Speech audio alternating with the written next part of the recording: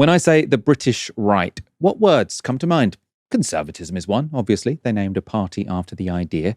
Stability, perhaps. Law and order. That's definitely up there. Public decency and civility. A strong police force. A harsh, stern state that is willing to punish. Now, you might not agree with those values, but not all of that is actively malicious. And when somebody defrauds your grandmother or assaults your friend, you certainly see the value in the law being applied swiftly and judiciously.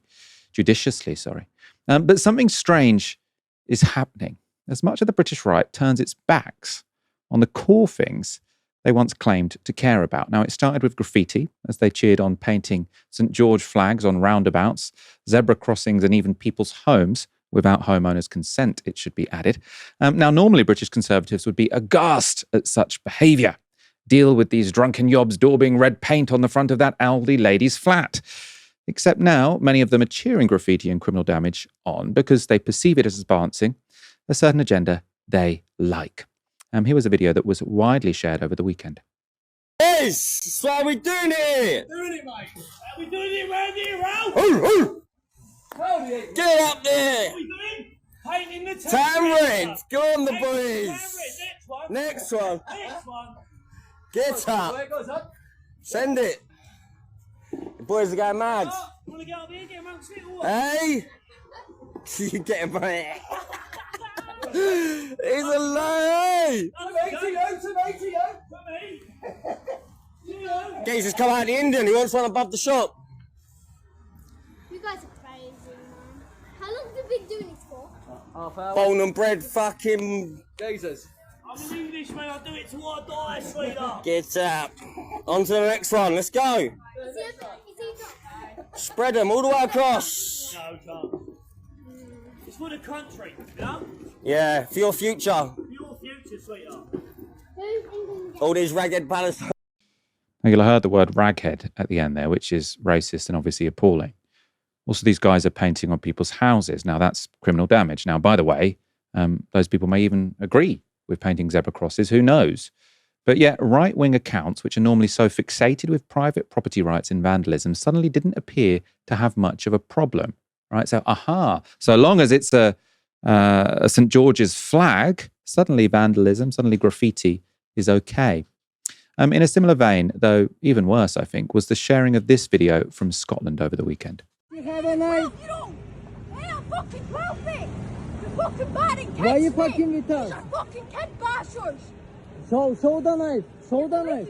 Get Show the the knife. fuck away from us. Show the knife. Show the Don't knife. touch her. That's Don't it. That's do it. Show the knife. Don't touch my little sister. Show the knife. That's it. Don't fucking touch my little sister. She ain't fucking 12. Where's her fucking catching me? She's fucking 12 and you just battered me, mate. Where's my fucking catching me? Yeah. Show the knife.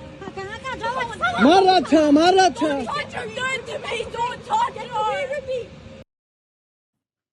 Now, if you're listening on the podcast, that video showed a teenage girl brandishing a large knife and an axe at the person filming.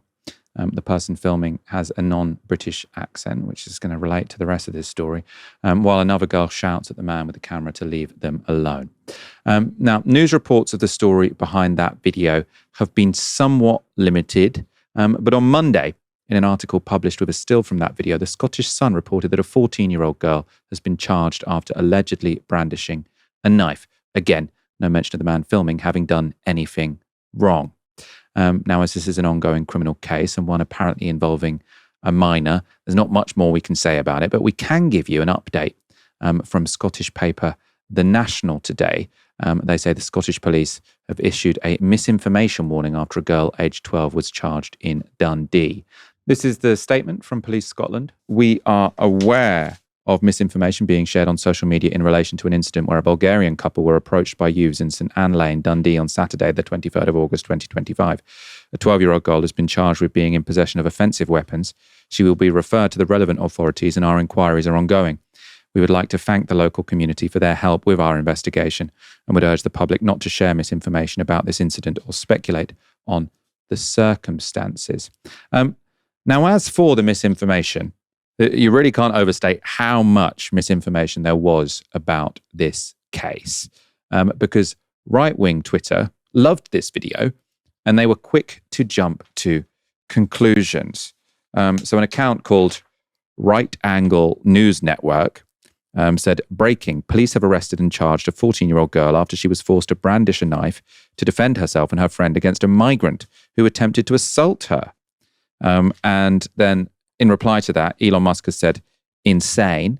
And whenever Elon Musk replies to something, it gets lots of views. So this has had 18,000 retweets, 88,000 likes, 20 million views, with something that seems, it's completely made up, essentially. Britain's far right were quick to jump onto that narrative. Of course, Paul Golding leads the far right Britain First. He also has 250,000 followers on Twitter. So he said, young Scottish girl shouted at migrant pervert. So we've got no idea who the person filming is, recording them before brandishing an axe and a knife to warn him off. Is this what our country has come to? Is this what our girls have to do to protect themselves? Now, according to the National, or according to the Scottish police, actually, this was a Bulgarian couple. There's no suggestion they've done anything wrong whatsoever. Again, no evidence what Golding said in that tweet was true. In fact, lots of evidence it probably wasn't. The video was also shared by Tommy Robinson, whose framing was more cautious, as befits a man who's been on the wrong end of Britain's defamation law. So he said, very concerning video out of Dundee.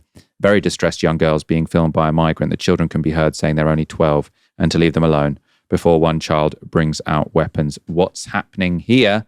Other popular right-wing accounts in the US went even further. This was from the US's self-proclaimed most offensive comedian, Leonarda Jones.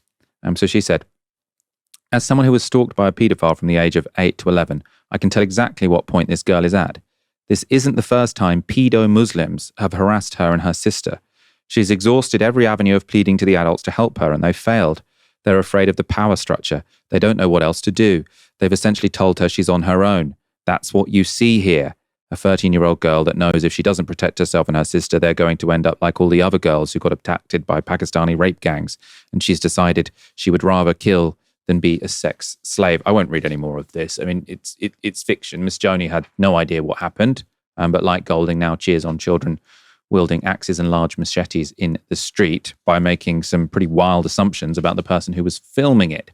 Now, again, in case you're wondering why we're showing you all of these people, this isn't just a random Twitter account. Leonarda Joni has 230,000 followers. And that tweet, this is significant, had 23,000 retweets. It's not just 23,000 people looked at it. 23,000 people looked at it and retweeted it. Well, I say people. We've obviously got no idea what proportion of that is bots, but we can presume a significant number of those people were, or significant number of those accounts, let's say, were real people. And so this innuendo got spread far and wide. Actual US politicians amplified the claims too. So Republican Congresswoman Nancy Mace said this while posting the young girl staring into the camera while holding an axe and a knife. So she said, hero. Again, there were no facts known about why this girl was wielding an axe and a knife at the time. There still isn't, although the suggestion that this was a Bulgarian couple that they walked up to suggests it could have been. It could have been, again, we don't know. It could have been the case that the reason the man got out the camera to film it is because he saw a girl with a knife and an axe. And then what do you do when you see a camera? You think, oh, I've got to make an excuse for why I've got this knife and axe. Again, this is speculation. Beyond feeding a racist narrative, though, which all of these tweets certainly did, championing the wielding of axes and knives is not a great idea. Indeed, it was in Dundee where earlier this year a doctor was stabbed to death, something which happened a few streets from where this incident occurred. The city of Dundee has been labelled by some as the violent crime capital of Scotland. So now we've got all these conservatives saying, isn't it brilliant to be wielding knives and axes? Because the only possible explanation for this is that there was some kind of migrant pervert who they were defending themselves from. Barry, I suppose my question to you initially is about Twitter, I suppose, because we've seen I think a really dramatic shift to the right in terms of public discourse in this country, which has gone right up to sort of politicians. It includes sort of justifications of criminal damage, justifications of vigilante violence, and it definitely includes sort of a massive moral panic about migrants, sort of just making out that every male migrant is a rapist, essentially. To what extent do you think Twitter, and Elon Musk specifically buying Twitter, has been the key variable in that political shift in Britain and also across the West? First, can I say that these men painting zebra crossings in the have you ever seen anything so pathetic? What's the expression? I see your dad's taking the divorce well. But onto the Twitter thing, I used to be very sort of reluctant to say that Twitter was the real world. I mean, it's not the real world, but to also to make that to think that Twitter had such an impact on the real world. But I think it's inescapable now that it is having a hugely negative impact, and it is partly driving these conversations, and that is translating to the streets and translating to incidents like this.